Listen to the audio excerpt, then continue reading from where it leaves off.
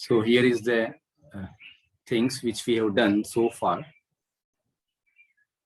Before this topic, we have started with basic terms of weaving, definition of weaving, then woven fabric, then weaving machine or loom. Then we have taken a brief introduction about the different motions of loom, primary motions, secondary motions, and auxiliary motions. And with the help of these motions, finally, we have concluded that how these two types of interlacing, warp over weft and weft over warp, or warp up and weft up, are formed in the fabric, which results in a particular weave or design. So weave is defined as the interlacement order of warp threads and weft threads. After that, we have taken different elements related with fabric structure, that is weave, draft, lifting plan, and denting plan. We have taken definitions of these weave, draft, and lifting plan and denting plan. And then we have taken methods of construction of these three, weave, draft, and lifting plan, which are related with each other. And we have taken how they can be represented on paper or graph paper. So for draft, we have taken three methods: by numbering, by ruling line, and by the use of design paper. We are not going to repeat it, that you already know. And we have taken much time, we have given much time to this. Then methods of indicating lifting plans. Again, there are two methods: by using numbers and by using design paper or graph paper. Then with the help of these examples, many examples we have taken here, basically three designs here and three designs here, with draft in numbers method at the bottom of the design, then draft by ruling line method at the top here with respective designs. And here this is graph paper method to represent the draft. And here the lifting plan is represented by graph paper method here for this design, and this lifting plan is for this design. So these corresponding lifting plans are indicated at the right side of the design in all the three examples here, and these again three examples here. In this way, we have taken many examples to understand how draft and lifting plan can be represented by using different methods. And finally, we have concluded that most of the time we prefer the graph paper method only. So now onwards, most of the time, we will take only the graph paper method.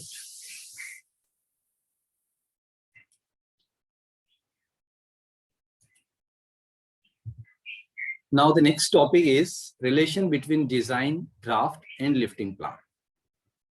And these three factors, these three elements upon which the construction of any woven fabric depends, the design means weave, the draft, and the lifting plan are very, very closely dependent upon one another.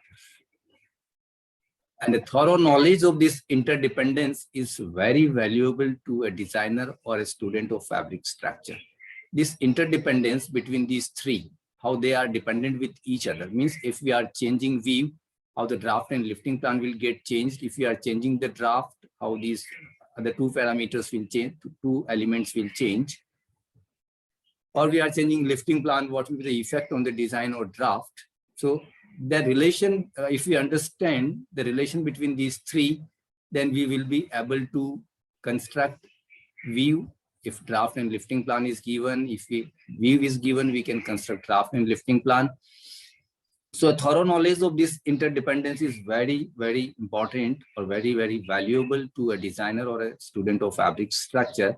And to understand the further coming topics in this subject, the knowledge of this interrelationship between design, draft, and lifting plan is must for you. So please focus, please concentrate on these, and we will try to understand this relationship with the help of few examples, and you can practice few more examples with the help of some book if you have.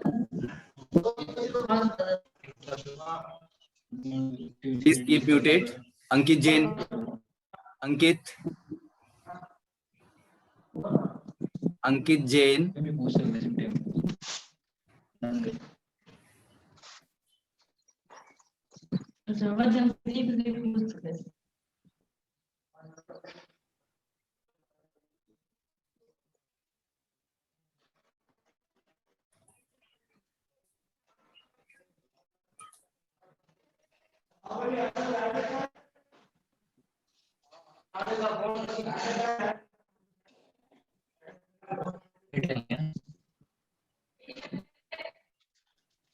Is disturbing all the other students, so please keep muted yourself.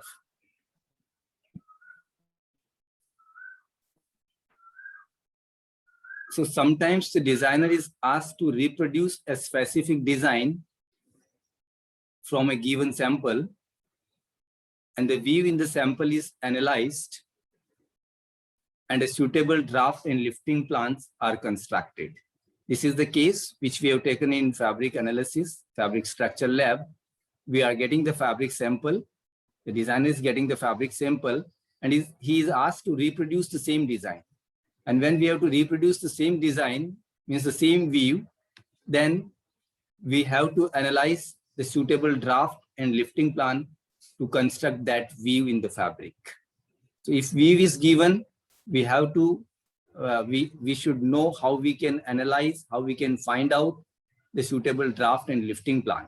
So by taking that draft and lifting plan on the loom, we can construct or we can reproduce this fabric with the same view.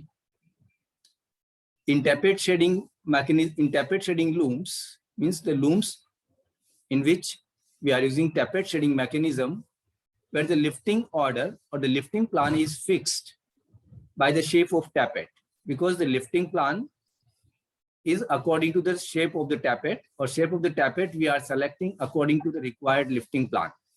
So we have to construct design and suitable drafts. So there is a difference in the case number 2 and first, because here in this case we have the view and we have to analyze draft and lifting plan both. But in this case, where we are using tappet shading, frequent changes of tappet is a cumbersome and time-consuming process. So a particular loom is allotted or is fixed for a particular lifting plan.